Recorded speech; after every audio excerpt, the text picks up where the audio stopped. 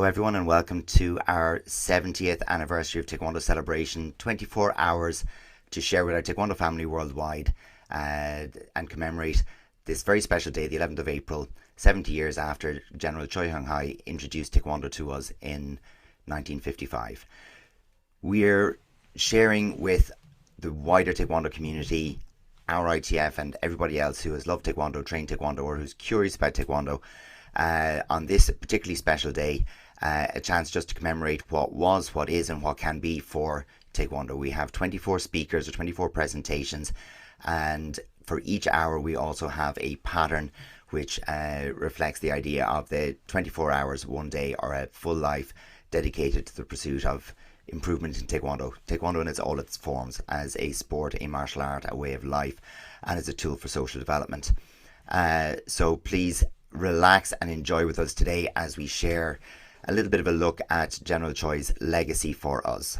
So first of all, as this is our 9th hour and our 9th session, I would like to introduce pattern Chungmu Tul.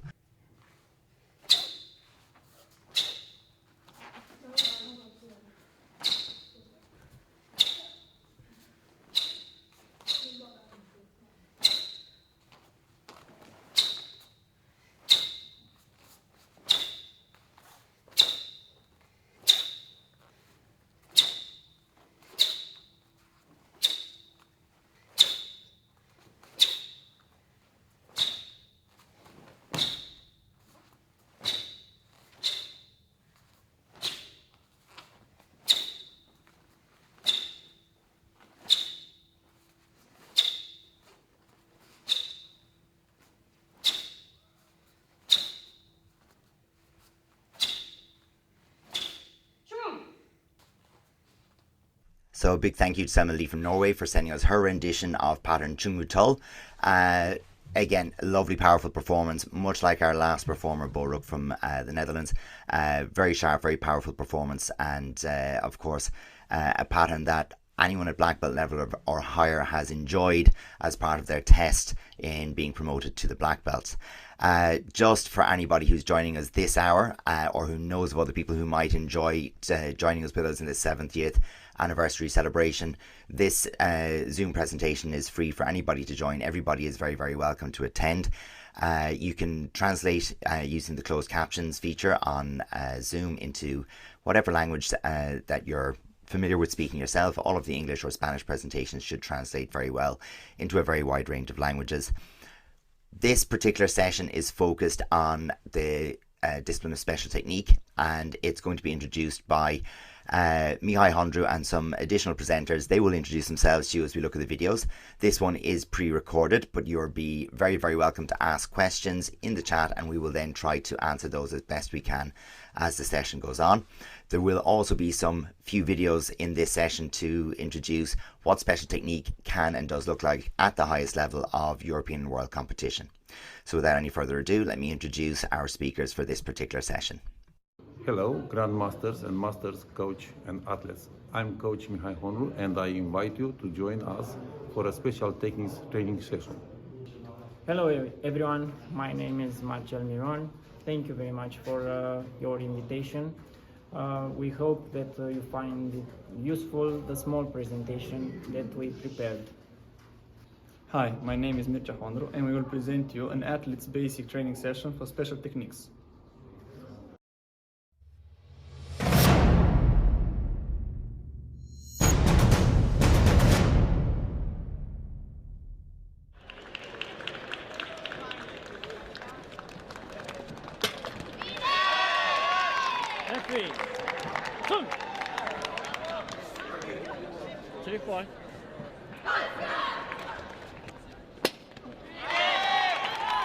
Freeze.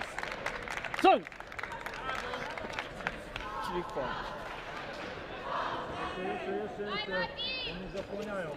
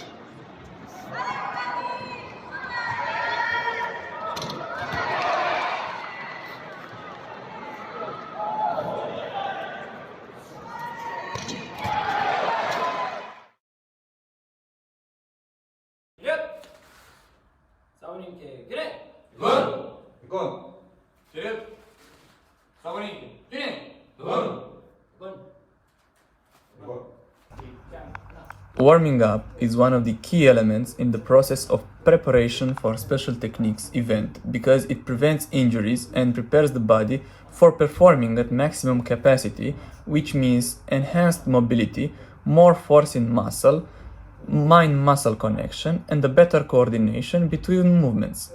Static warm-up starts from head to toe, engaging every joint and muscle in your body.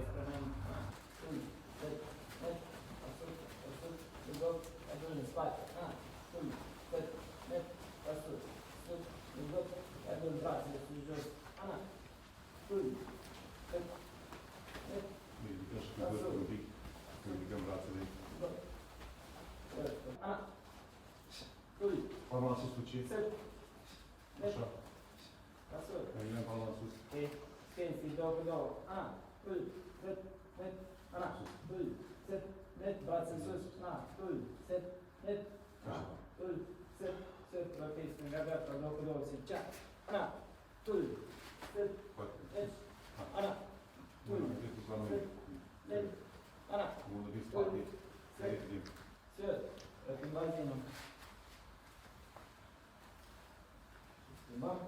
Mai energic pe mine.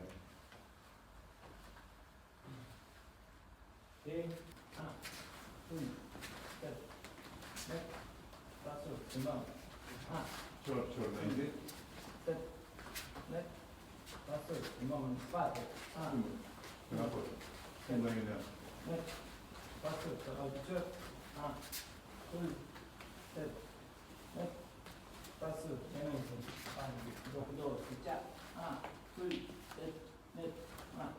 Chiar nu ți jos, sus pe copii. Sus pe copii.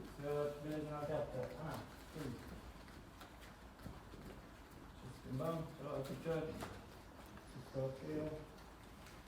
schimbăm rotii spre exterior, Viața. la picior, schimbăm rotii spre interior, la picior,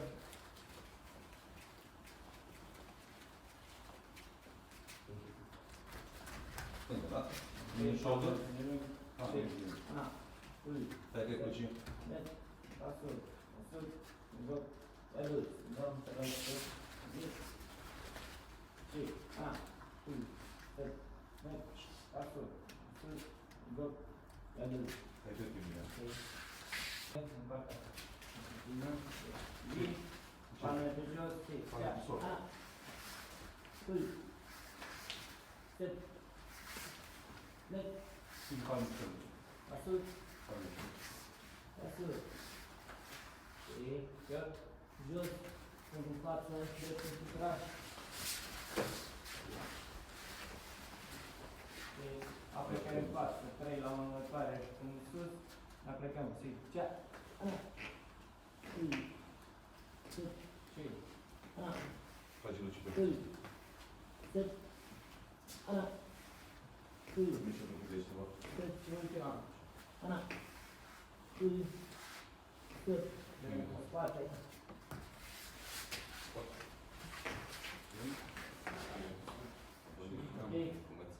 Fac de rum. în față, lateral, pe față, pe stânga.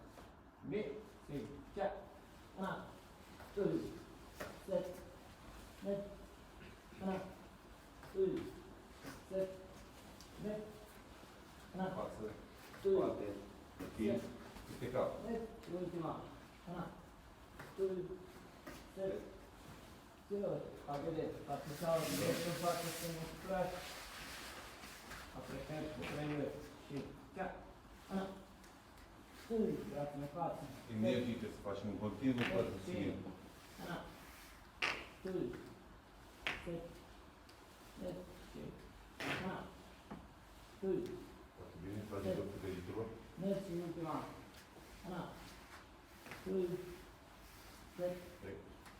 ținut, venit în spate, Spate, spate. Rochete. bine, Spate. Și și, cea, ana, rotire, rotire iarăși și peste cap. Și 1, 2, Set. 3, 4. Ana, 2, set, net, și ultima, Ana, 2, set, stop. Ok, ambele picioare în față.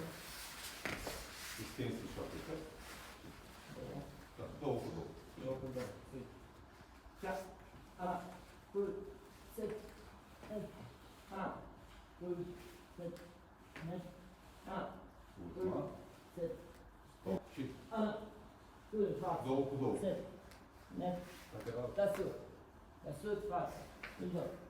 Pentru off, la uite, și gata. Na, 2, set, net, deasut, în joc. Pentru off, la Ajuns, revenim. Deci, ne ridicăm în picioare. Serios? Cine? Da! Running and landing. Developing the running phase means easier movements on the ground and efficiency in storing as much power as you can in muscles before you jump. Running happens on toes. The heels aren't touching the ground until the last step before takeoff. The landing phase is as important as the jumping itself. A better landing means safer jumps. The contact with the ground happens first on the toes, then, if necessary, on the whole soles.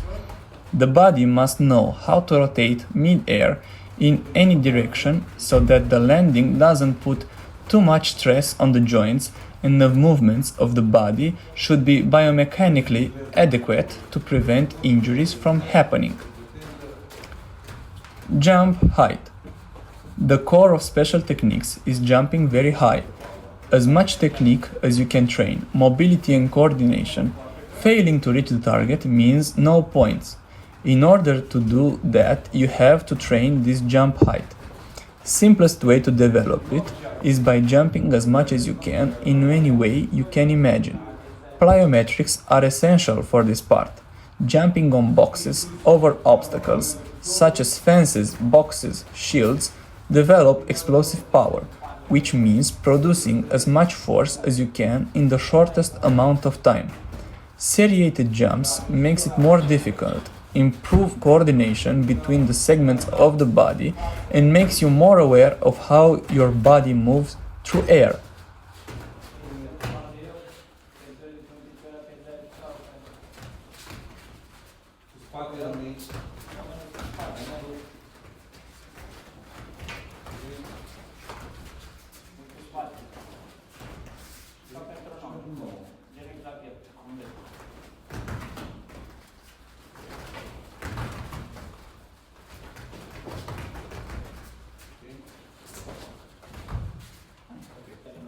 Sus, urmă.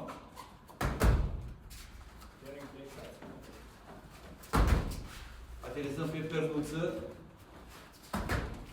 Mai ușor, dăm paralele. Un picior. Un picior. Ca să arăți și tu. Că nu știi.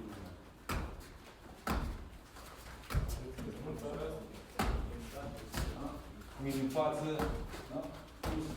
Stăm pe pernuță mai mult lateral. Trebuie să mai pernuță să stăm ușor. Da?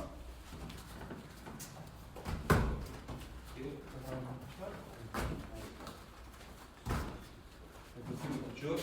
Da?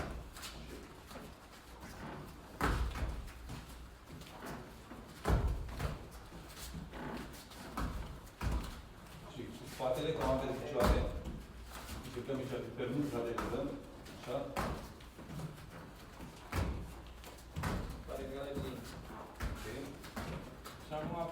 Pe spate cu un picior, pe spate cu un picior. Da? Ok. Cam de iocul. Așa, picior mai mult, așa. Ok.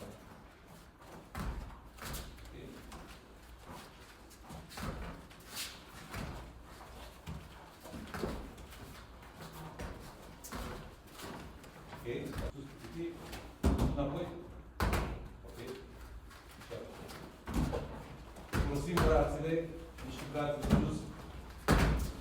Aterizarea cu brațele în față, aterizăm pe pernu. Deci la un picior, un singur picior.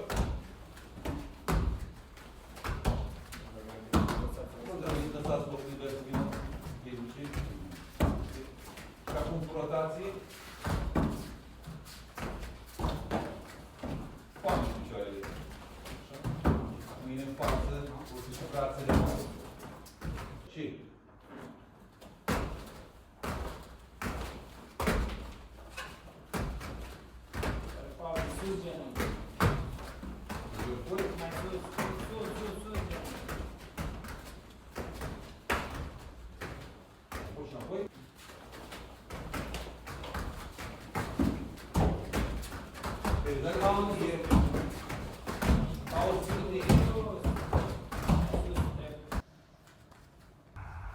Muscle strength. Muscle strength translates to power, speed, explosiveness, and muscle recruitment. In 2 words, athletic performance. This means training the body with the simplest technique using your own body, such as push-up, squat, crunches, lunges, pull-ups, and sprints, to more complex exercises, either isolated or compound movements, in order to improve muscle performance. aici doar partea superioară a abdomenului lucrează, după care partea inferioară, lucrezi. Și, da. Aici avem o variație de exerciții, stânga-dreapta, mișcăm, da. Și portecare lateral, da. Și pistoane acum în 2 picioarele. Și aici concentrăm pe pernuță, să împingem, tragem genunchiul la piept și împingem pernuța în față.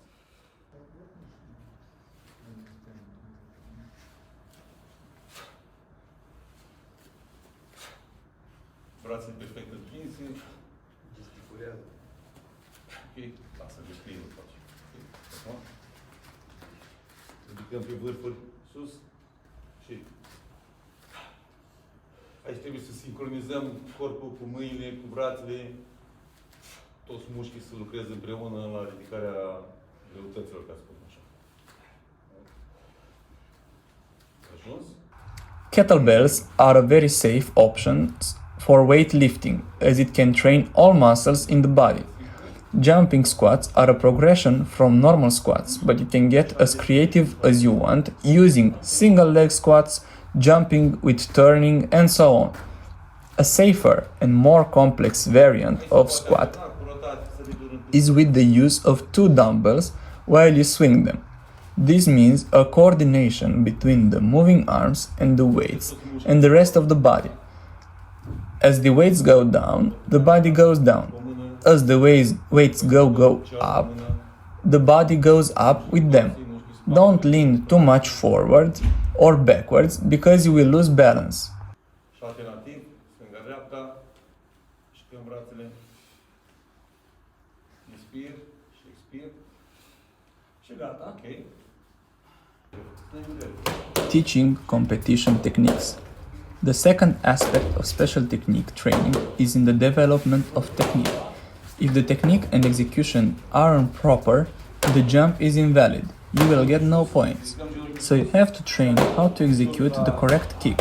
The approach to any technique is by building it from the ground up. Simple swings at target, then kicks, jumping kicks with the target increasing in height, and more steps further back.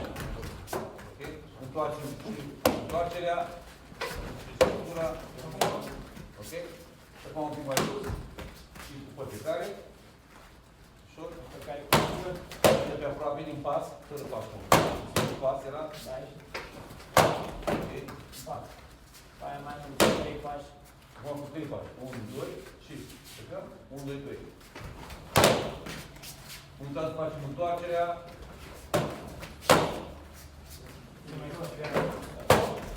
Ok. Stop. Ok. Sus. In the end, you jump at the machine at competition heights and much more higher. The key to success is repetition and small improvements over time. Keep track of your progress and see what works best for you.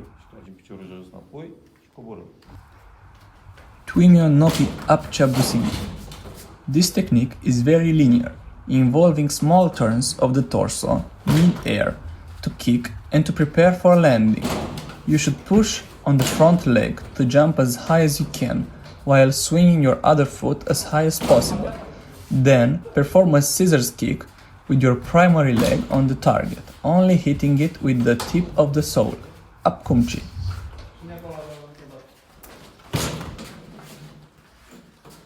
Aici folosim brațele și bătaia. Întoarcem.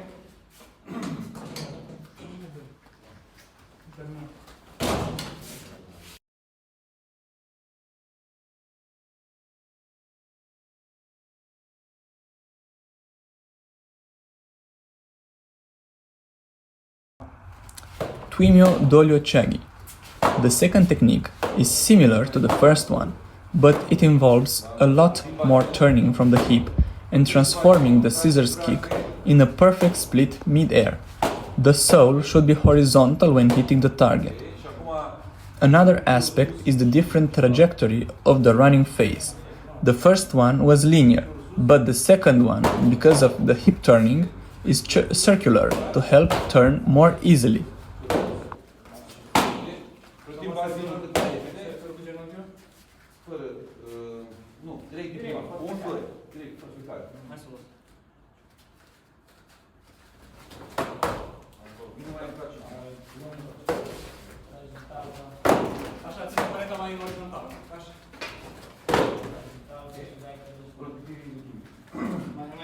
Mai drept. Așa. Și acum cu 3 pași. Cu 3 pași. Mai cu detergi mai mult pași. Contează. 1, 2, 3. Faci rotația trunchiului, rotația bazinului. Ai ajuns? Din sus. Atingem. Și ușor. Și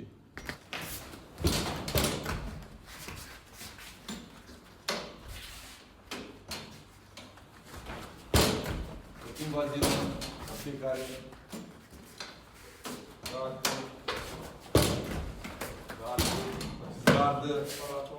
Gardă.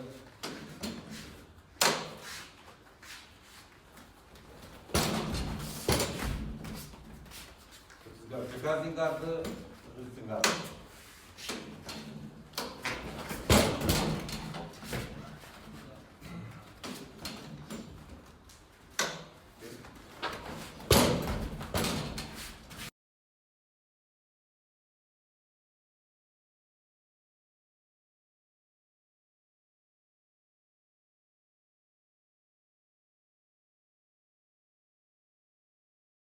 Go! Taekwon-DoITF. Brațe. The third technique involves only turning your body while maintaining a mid-air split. Another aspect is the takeoff. It's the only technique in which you jump from both legs and hit with primary leg, then land on the secondary one. The sole should be horizontal when hitting the target. Balance is a key element in this technique because you can easily miss the target. Împins.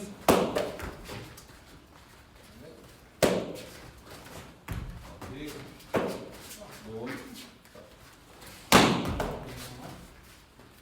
Și vorbim.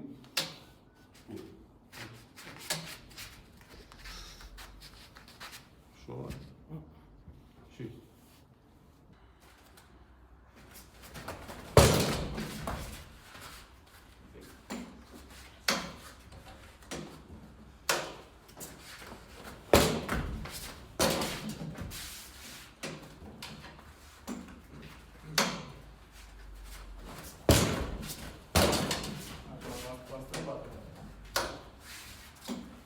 folosești brațele, da? Tragi de brațe, tragi de piciorul.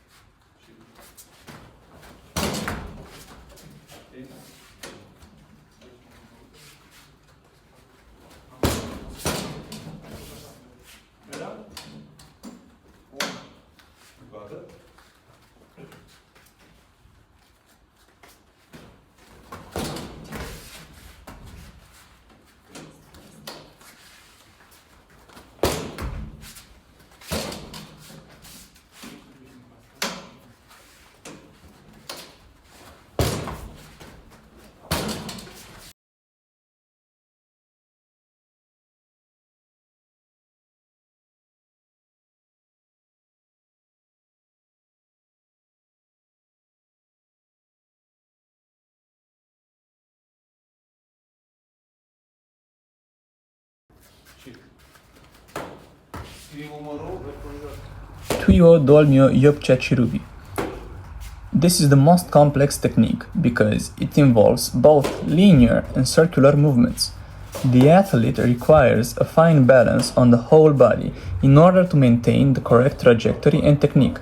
The sole, when kicking the target, should be horizontal. You have to perform a turning side kick while you are in air.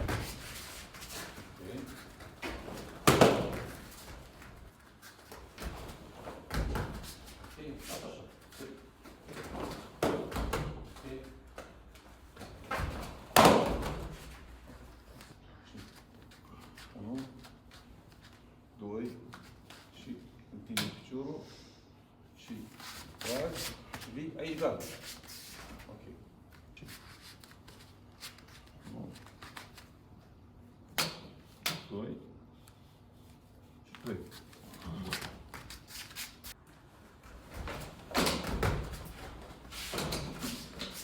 Încă o dată. Încă o dată că merge drept. Trebuie să ții mai mult.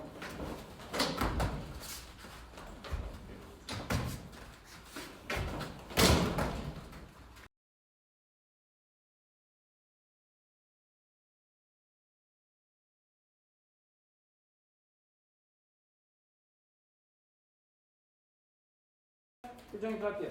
Se pare. Twimyo nomo yopcha chirugi. The last technique is considered easy by many, but is far from the truth. It can make the difference in lots of situations because it requires a lot of power and strength in legs, which can be almost depleted from previous jumps, and it also requires concentrations to coordinate the lifting of the legs above the obstacle, jumping itself, and hitting the target. The sole should again be horizontal.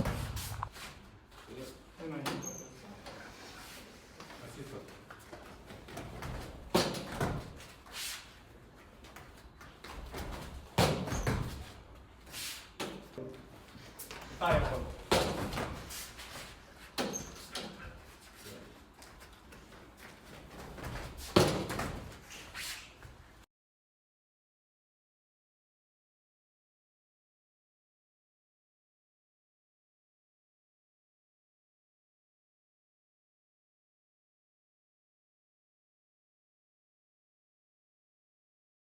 De la piept, ambii genunchi la piept, tragem cu mâinile, ok? Relaxăm, respir, respir, întindem piciorul drept pe cot, jos de tot, și întindem piciorul în sus, iar cu ambele mâini, respir și respir, schimbăm ușor piciorul, celălalt, respir, respir, schimbăm piciorul la piept, celălalt, și cu talpa în tavan, mâinile în talpă, genunchiul la piept, sus, respir, respir, schimbăm picioarele, pe ele, piciorul celălalt întins, ok, respir, respir, ok, revenim, picioarele întinse amândouă, și braț lateral, cu pală în tot, ok, și piciorul drept, sus, sus întâi, piciorul drept sus, întins, și coboară la piciorul în partea stângă. Și privirea în partea dreaptă. Și respir, și expir, relaxat. Respir, plega aer în piept, expir, la afară.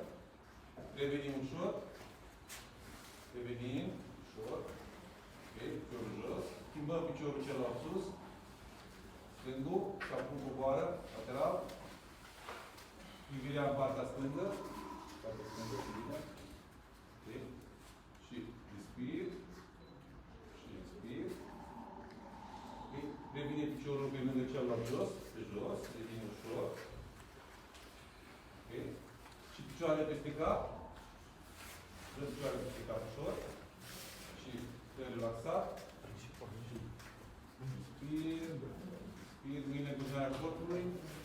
Mil.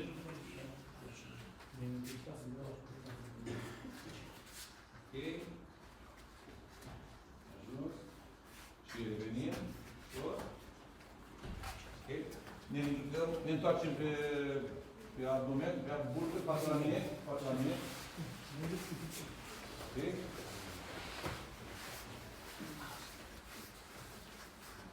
Și spalma laterală întinse. Și piciorul drept la mâna stângă, piciorul drept sus, la mâna stângă. Și băgâia, dați capul invers în ea.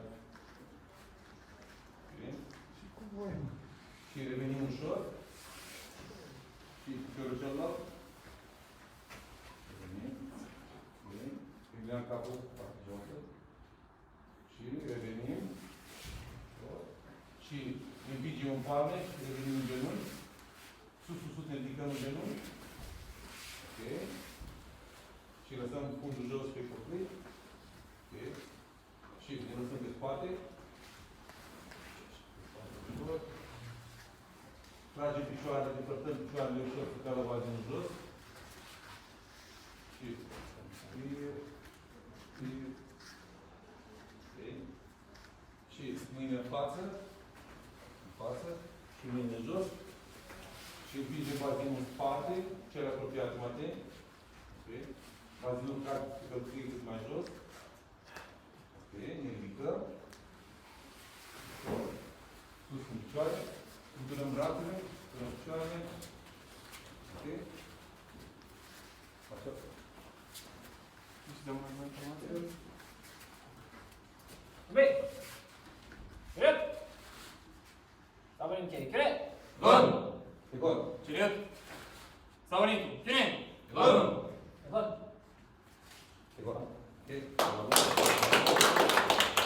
How can you instill in the athlete a passion for special techniques? We can think that encouraging the athlete to love jumping is the key. Positive competition between colleagues is also a good way. Setting a goal, for example, world champion, is a good motivation to start training and to love special techniques. What is the ideal age to start performance training in special techniques? We consider the proper age to start training seriously in special techniques is after the athlete reaches 12 years old, but up to that moment it should be considered a fun training, but also to develop basic techniques and an athletic body.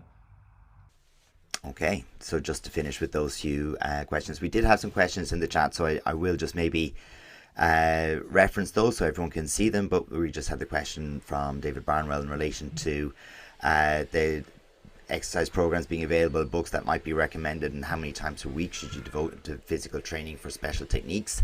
And we had an answer from Mihai Hondru, who was demonstrating it as part of our video presentation, with the idea that strength training could vary from 2 to 5 times per week, starting with the lower number and perhaps over time increasing towards 5. I actually asked a question myself in relation to different ways that the second leg could be taken over the obstacle in flying side piercing kick, and we have again from Marseille then looking at the 2 knees to the chest as high and fast as you can, practice jumping over the obstacle with both legs and without kicking the target, so basically focusing on the jump first and then gradually bringing in the target and increasing the height. And I think my question was really more around the second or the supporting leg and the many different ways that could be brought over. So I was watching in the performance there, we have somewhere it arrives almost like a hurdler in reverse, so that like a scissors jump, like from high jump, and somewhere it's in a very traditional tucked style, kicking towards the front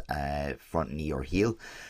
So some very, very interesting styles being demonstrated from wonderful competitors and a very, very successful club under the direction of Mihai Hondru from Romania.